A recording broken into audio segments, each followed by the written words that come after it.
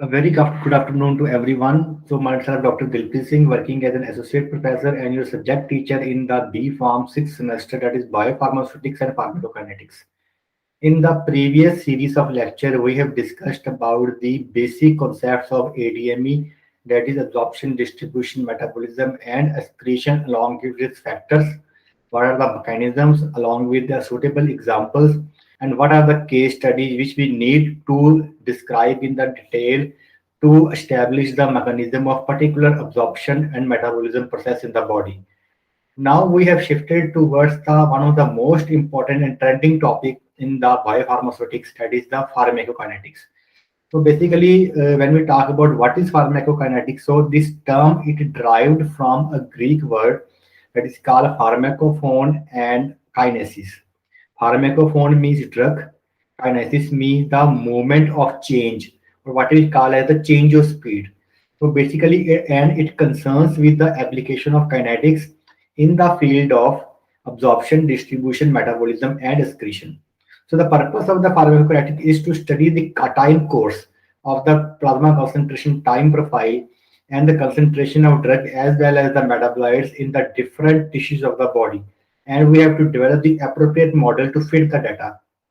So basically, pharmacokinetics is basically a dynamic process and it dictates the bioavailability. That is basically the fraction of a drug that absorbed into a systemic circulation in unchanged form.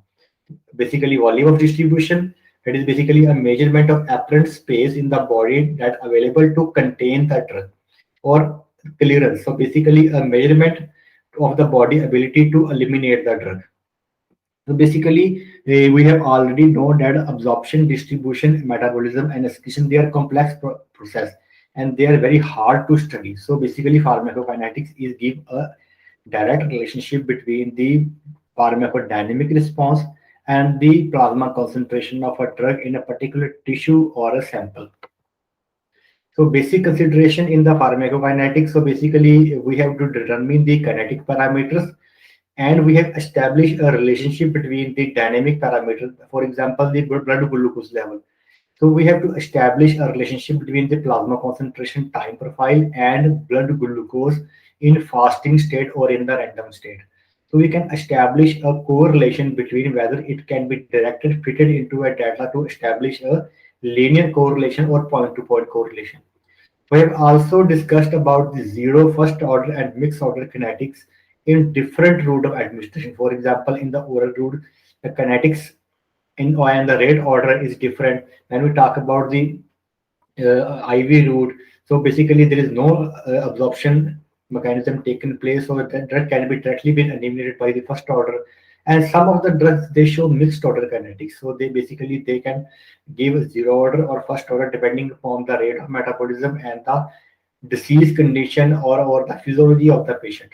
We have already also discussed about the rates and the order of kinetics. We have already discussed about the plasma concentration time profiles of different drug in a particular biological medium. We have already discussed about the compartment models, including the compartmental and non-compartmental analysis, and they are further been sub-classified into the mammillary or quaternary models. And basically, the one of the most important category is the physiological model because when we talk about tissue distribution in different organs, so basically it is very hard to study. So physiological models it gives a direct relationship or it gives a better communication to predict the plasma concentration time profile of a drug in different organ or a tissue, followed by its application in the pharmacokinetics. And we have already discussed about the what is the significance of AUC, Cmax, and Tmax in the non-compartmental modeling. So there are some common pharmacokinetic parameters in the pharmacokinetic. First is the area under the curve. It is abbreviated by the AUC, and it is basically a multiplication of the concentration into time. The unit is microgram per ml in microgram per hour into ml or the milligram per hour into liter. Second parameter is the total body clearance, basically the amount of drug in which the drug is amount of organ in which a drug is cleared per unit time. It is abbreviated as a clearance CLT and basically is a multiplication of volume multiplied by time course of the drug and its units is liter per time. Third parameter is the renal clearance. So basically it is denoted by the CLR, and it is also same like the total body clearance, that is volume of a renal region multiplied by time course of a drug, and the units is liter per time. Hepatic clearance is denoted by CLH, and it is the multiplication of volume of the hepatic region multiplied by time course of drug, and its unit is liter per time. Apparent volume of distribution, it is denoted by VD, and it's basically its units is in liter or in the ml, depending upon the physiology of a patient or the distribution of a drug. Sixth is the volume of the distribution at a steady state. So basically, VSS is the abbreviated form, and its units is volume in the liters. Peak plasma concentration, that is also called as Cmax, and its units is milligram per liter. Plasma drug concentration, that is called CP, that is basically units is like the microgram per ml or milligram per liter. Steady state drug concentration, that is denoted by CSS, and its units is concentration, and it is example like the milligram per liter. Time per peak plasma concentration, basically the time at which the peak plasma concentration occur. It is denoted by T max, and the units is time, depending upon that what is the rate order of ejection. It is in the minutes, or it is in the hour, or it is in the days. Dose, basically that is D naught, and it is basically a unit of mass, that is basically in milligram. Loading dose is DL, basically is in the mass and is available in a milligram fashion. Maintenance dose is denoted by DM, and its unit is mg. Amount of drug in the body is basically abbreviated as DB, and its unit is milligram. Rate of drug infusion, it is denoted by R, and is basically a dividend of mass divided by time, and its unit is milligram per hour. First order rate constant for drug reabsorption, it is denoted by Ka, and its unit is 1 by hour. Zero order rate constant for drug absorption is basically denoted by Ko, and is basically a dividend of mass by time, and the units is milligram per hour. First order rate constant for drug elimination, it is abbreviated as a K, and it is having fundamental units of basically reciprocal of 1 by time inverse, and it is basically hour inverse is the unit for first order rate constant. Elimination half life is basically denoted by T, and the time is basically is in the hour, or in the minute, or in the days, depending upon the rate of drug infusion. So basically, there are some common pharmacokinetic terms or pharmacokinetic parameters which we need to calculate, or which are calculated during the sampling interval, during the IV dose, or in the bolus dose, or in during the oral administration. So basically, plasma drug concentration time profile, it depicts the effectiveness of a particular dosage regimen. So basically, when we talk about the drug administration at a site of action, we will determine, or we need to determine the concentration of a drug in the body in different tissue compartment, or in like in the central compartment or in the peripheral compartment. So concentration at a site of action is equal to the concentration in whole blood, that is basically in plasma or serum or saliva or in the urine or cerebrospinal fluid, depending upon the what is the tissue distribution in a particular tissue. If the distribution is really high, the plasma protein binding is very high, so the concentration in different tissue or in the plasma, that can be measured at a function of time. So basically, this is the principle of plasma drug concentration time profile, and we can depict the PK parameters, which that is directly proportional to the amount of drug present in the body, unchanged in the systemic circulation. So a typical plasma drug concentration and time curve obtained after a single oral dose of a drug, which showing that various pharmacokinetic and pharmacodynamic parameters it is given in that figure.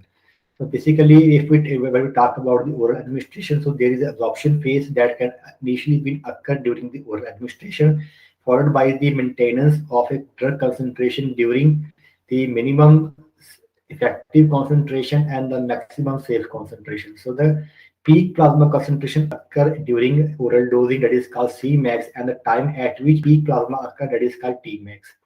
So there is the when we talk about the absorption, that is called post-absorption phase is there. That is basically a ratio of the elimination divided by metabolism.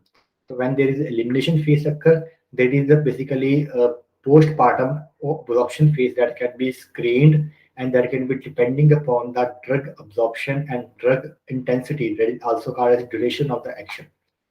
So there are two phases in the every oral curve, that is maximum safe concentration or minimum effective concentration. The minimum effective concentration, it depicts the onset of the action and the duration of the action. Maximum safe concentration, it depicts the loading dose and the maintenance dose, that is totally depending upon the drug concentration that is below the subtherapeutic level or in the or above the maximum safe concentration that creates a toxic effect. So basically the curve, the area that beneath under this curve, that is called the area under the curve, that is directly proportional to the bioavailability, that is fraction of a drug absorbed. Pharmacokinetic parameters. So three important parameters that can be used in assessing the bioavailability of a drug from its formulation. That is, first is the peak plasma concentration, that is Cmax. So the point at which maximum concentration of drug in plasma depicted or in the observed, that is called Cmax, and it is units is like between the microgram per ml or milligram per liter. Basically, the peak concentration, that is it's related directly to the intensity of pharmacological response. So it is directly proportional to the when we talk about the drug receptor binding or dose response curve is initiated. So basically, when we talk about the plasma concentration, so it totally depicts the intensity of any pharmacological response happens. So it should be above MEC but not less than MEC to maintain that overall therapeutic window. So the peak level depends upon administered dose and the rate of absorption and the elimination. So basically, when we taken the drug orally, the peak level, it depends upon the initial absorption phase, that is called a pre-absorption phase or post-absorption phase, that is depending upon the elimination. That is a coin term that is totally depending upon the excretion and the metabolism. So they are basically the pharmacokinetic is basically what a drug does to a body. It depends upon the ADME processes. Basically, ADME processes, they are occurring simultaneously in the body and they are very hard to find. So each drug hit having own ADME profile. So basically, it totally depends upon the ADME, that is rate of absorption and elimination. Two is the time of peak plasma concentration, that is called Tmax. So the time for which the drug to reach peak plasma concentration in the plasma after extravascular administration in terms of non per oral dose form. For example, when we take in the drug topically in the nasal route, in the what we call as the in the GIT route or in the rectum route or in the subcutaneous route or through the oral route, and other than IV route, that is called extravascular administration. So units is basically in the hours or in the minutes. So useful in estimating the onset of the action and the rate of absorption. So it is also helpful in assessing the efficacy of a single oral drugs that is used to treat acute condition, not when we talk about the chronic condition. So basically a multiple dosing take place. So multiple including the multiple dosing, monitoring of the TMS is one of the most difficult tasks. So basically when we want to assess the efficacy of a single dosing or single oral drugs or used to treat some acute condition like the pain and insomnia, Tmax is one of the most important concern or one of the most important parameters. Area under the curve AUC, so it represents the total integrated area under the plasma time level time profile, and it expresses the total amount of the drug that comes into systemic circulation after its administration. So basically the units is like the microgram per ml into hour. So it represents the extent of absorption and it evaluates the bioavailability of the drug from its dosage. So I have already discussed you previously because the curve that beneath the total concentration time profile that depicts AUC. So it represents the extent of absorption. It represents the amount of drug available in the systemic circulation in unchanged form, and it is used to directly estimate the bioavailability in extravascular systems from its original dosage form. So it is important for the drug that is administered repetitively for the treatment of chronic conditions such as the asthma or the epilepsy. So when we talk about pharmacodynamic parameters, so I have already discussed you that we want to establish a linear correlation between the kinetic parameter and the dynamic parameters. So in the pharmacodynamic parameters, First is the minimum effective concentration. So minimum effective concentration of a drug in the plasma receptor site that required to produce therapeutic effect is called MEEC, or minimum effective concentration. So concentration below MEEC, that is basically called subtherapeutic level. For example, in the case of antibiotics, in the antibiotics, basically there is a double Cmax that can be achieved due to the crossing blood-brain barrier or any other physiological barrier. So basically the concentration is lie between, or it could be lie between in the subtherapeutic level sometimes. So basically MEC is one of the most important concern when we directly measure the concentration of the antibiotics in different body region or body organs. Maximum safe concentration, that concentration in the plasma above which it show any adverse or unwanted effects they are precipitated. Concentration above MSC, that is basically it create a toxicity level or toxic level in the body. Onset of time, so the time required to start or any producing the pharmacological response, that is called onset time. So the time for plasma concentration to reach MEC after administering the oral drug, that is it depends upon the duration of the time or the post absorption phase. Onset of action, that is the beginning of the pharmacological response, is basically directly concerned with the Cmax and Tmax. It occurs when the plasma drug concentration just exceed the required MEC to maintain its therapeutic window or to just initiate the any pharmacodynamic response. Duration of the action, the time period for which the plasma concentration of the drug remain above the MEC level, that is called duration of the action. Intensity of the action, it is the minimum pharmacological response that is produced by the peak plasma concentration of a drug in any form. Therapeutic range, so the drug concentration between MEC and MSC, that is called therapeutic range. This is one of the most important concepts when we want to establish the bioavailability, or when we want to learn about the dosage regimen, dosing frequency, and the dose. That is the concept of half-life. So basically, the half-life, it depicts the time at which a half of the drug concentration is eliminated from the body. Basically how much time it takes for a blood level of drug to decrease to half when it was in the equilibrium between the peripheral and the central compartment, that is basically in the blood or in the tissues. So there are two kinds of the half-life is there. First is the distribution half-life. Second is the elimination half-life. So in the distribution half-life, when plasma level fall to half what they were at equilibrium due to distribution to storage in body tissue reservoirs. Basically, distribution half-life, it is of the concern when plasma protein binding is in the high state. So basically, I have already discussed you that unbound drug is pharmacologically active and bound drug is pharmacologically inactive. So basically, the body that the pharmacologically bound drug is stored in the body tissue reservoirs.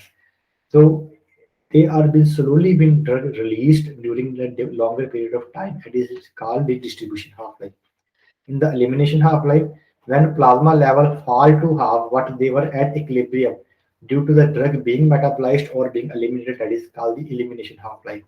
So basically, it is usually the elimination half-life that is of prime concern in the pharmaceutical biology or in the biological system when we estimate the onset of action or to want to predict the dosage regimen. Elimination half-life is a parameter of concern that had been used to determine the dosing schedules or to decide when it is safe to put the patient on a new drug. Rate, constant, and order of reactions. So pharmacokinetic is basically the mathematical analysis of the processes of the ADME.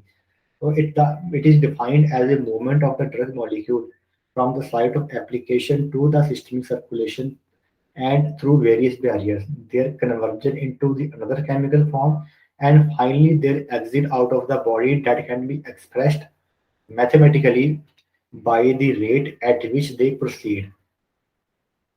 And what we call it, if we want to calculate the order of a reaction, if we want to know about what is the kinetics for a particular reaction or a process when the drug is in the equilibrium between the peripheral or in the central compartment, and the equilibrium established when the concentration in both tissue and the blood compartment they are in the rapid state. So one rate constant or order of a reaction is of the concern when the distribution equilibrium is under what we call as a under uniform state.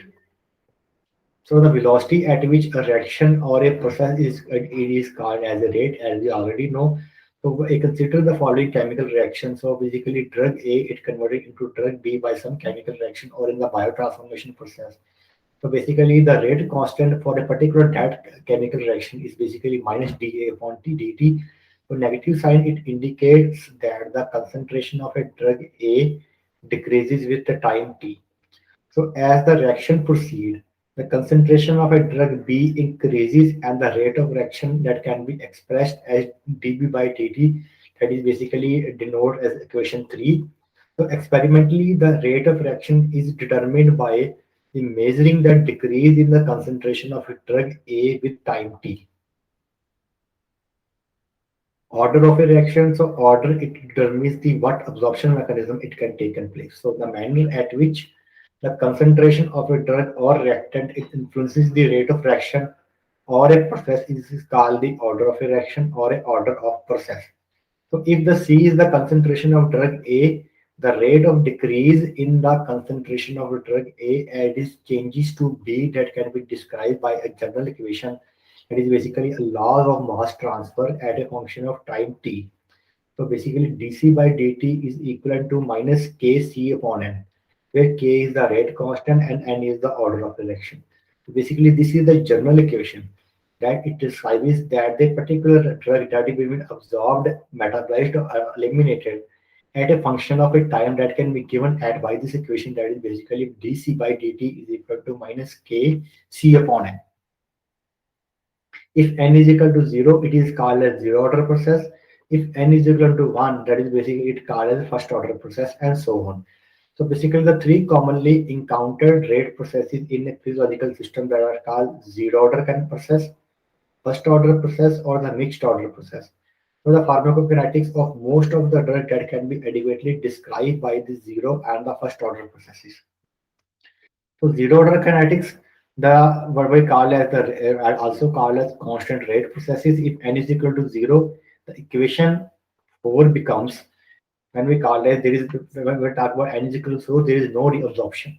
It drug is been directly been eliminated in the case of IV infusions. So basically dc upon dt is equal to minus k naught, c upon 0 is equal to minus 0, where K0 is equal to the zero order rate constant basically in the milligram per minute. For equation 5, the zero order processes it can be defined as the one whose rate is independent of the concentration of the drug under the control of the chemical reaction. So basically the zero order kinetics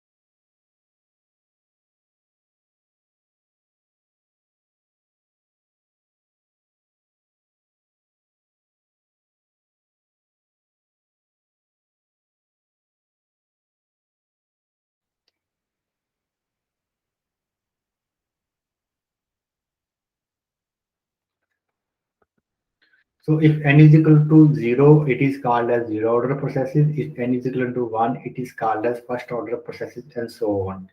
So the three commonly encountered rate process in the physiological system that are called the zero order processes, fixed order process or mixed order process.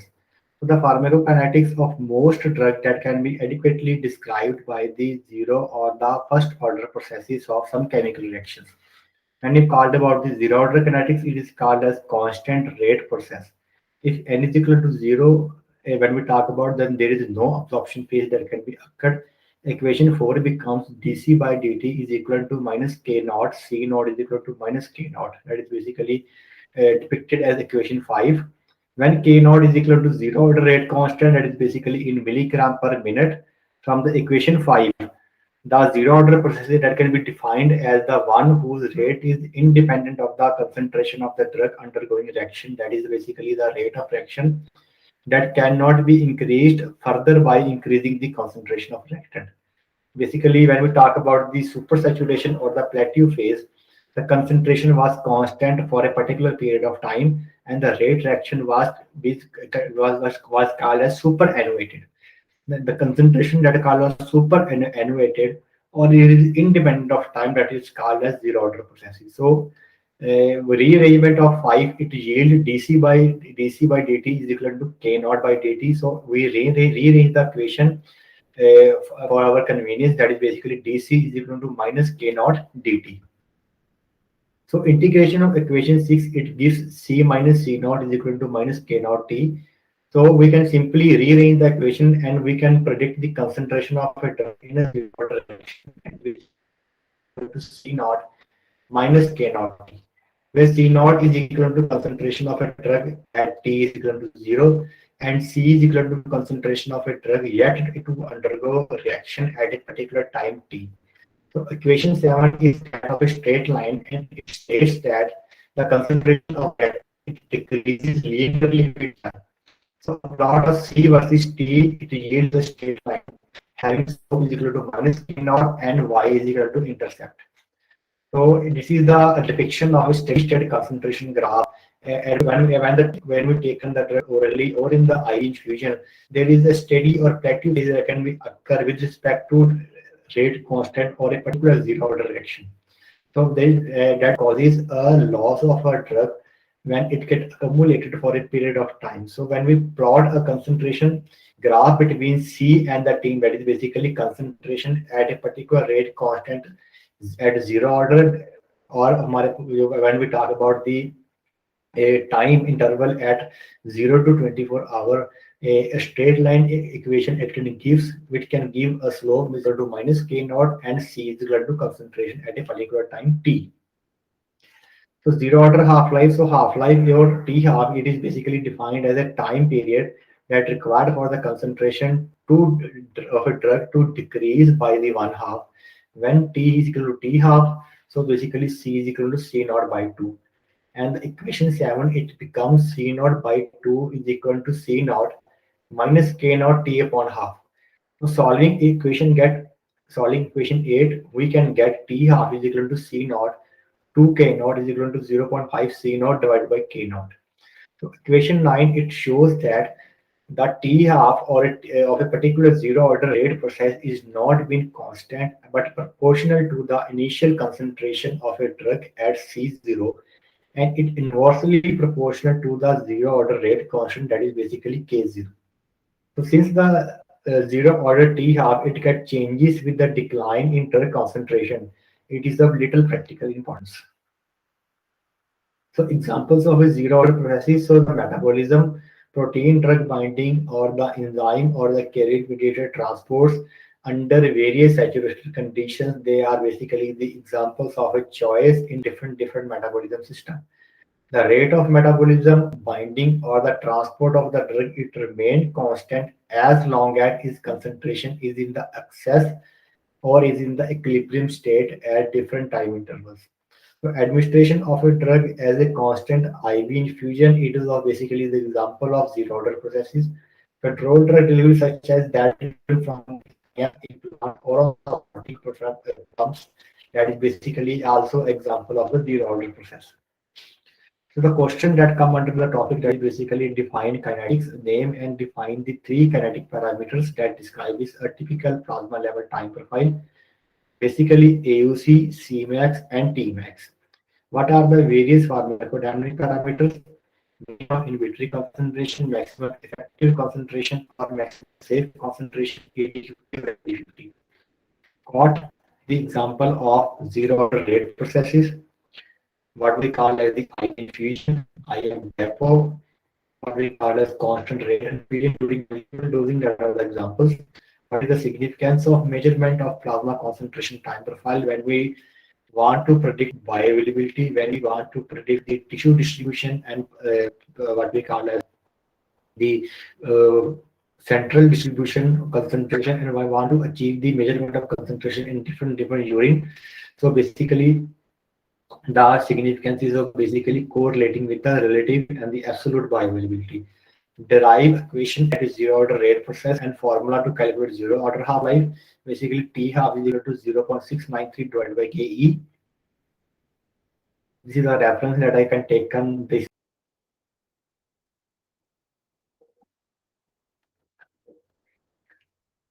So any suggestion, you can contact me at a listed address. Thank you very much. Thank you very much for your kind attention.